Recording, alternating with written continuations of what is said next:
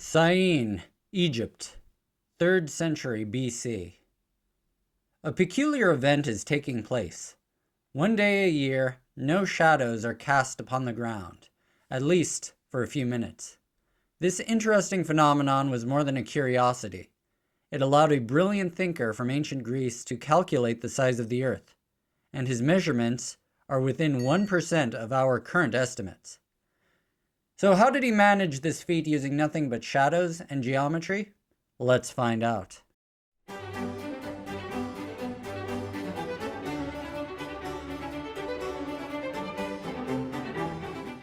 There is a persistent myth going around that people thought the Earth was flat until Columbus. In reality, the shape of the Earth was understood over 2,000 years earlier.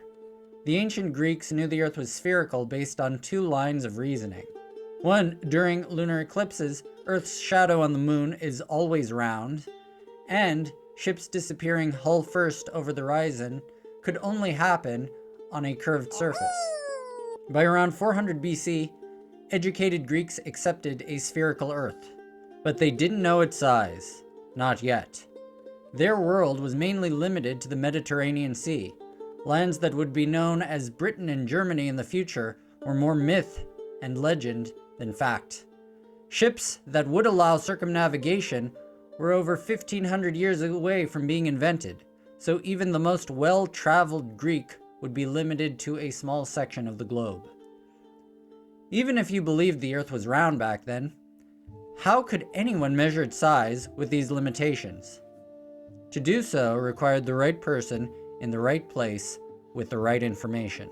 Enter Eratosthenes, scholar, astronomer, mathematician, and geographer, who in 246 BC would become Librarian of Alexandria. This prestigious post gave him access to a treasure trove of knowledge, which he would use to famous effect. As a master of math and geometry, he knew the theories of angles, ratios, and proportionality. He also knew that the Earth was round.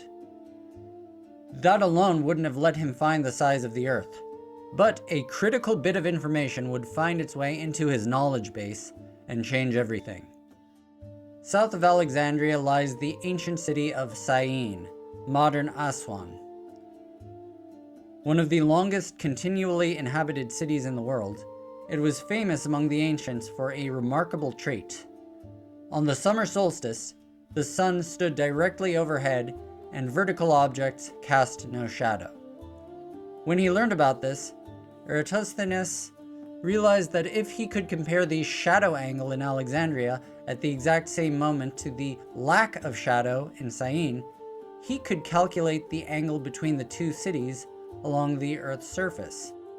If he knew the distance between the cities, then by simple proportionality, he could determine the circumference of the entire Earth.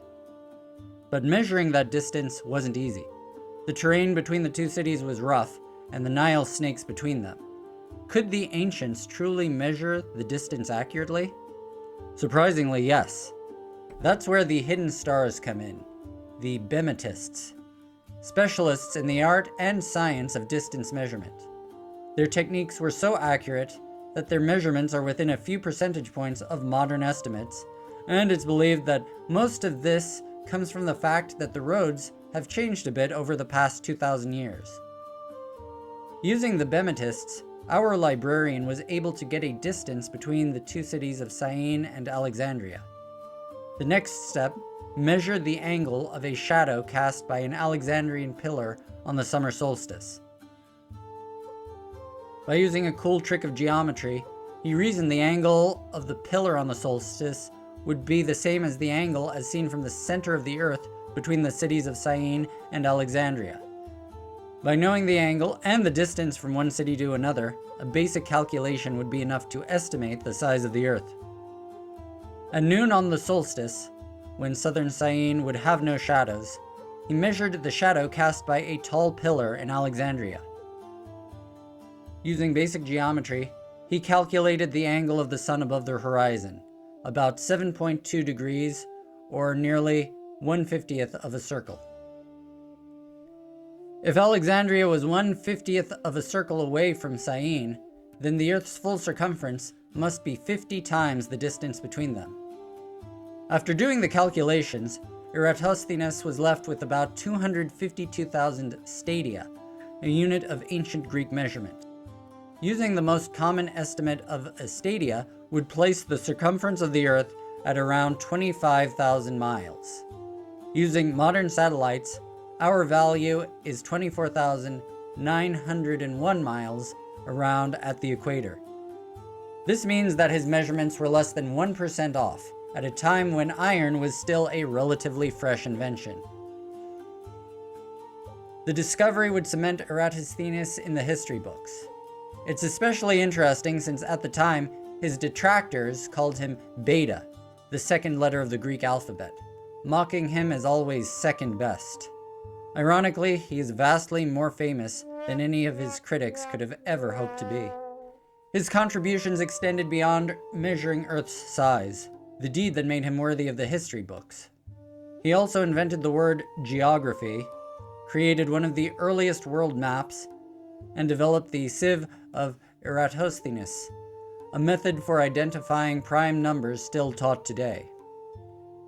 Tragically, in old age he went blind, unable to read or observe the world he loved. In despair, he starved himself to death around age 80, a devastating loss to the intellectual world of the ancients. However, his brilliance lives on.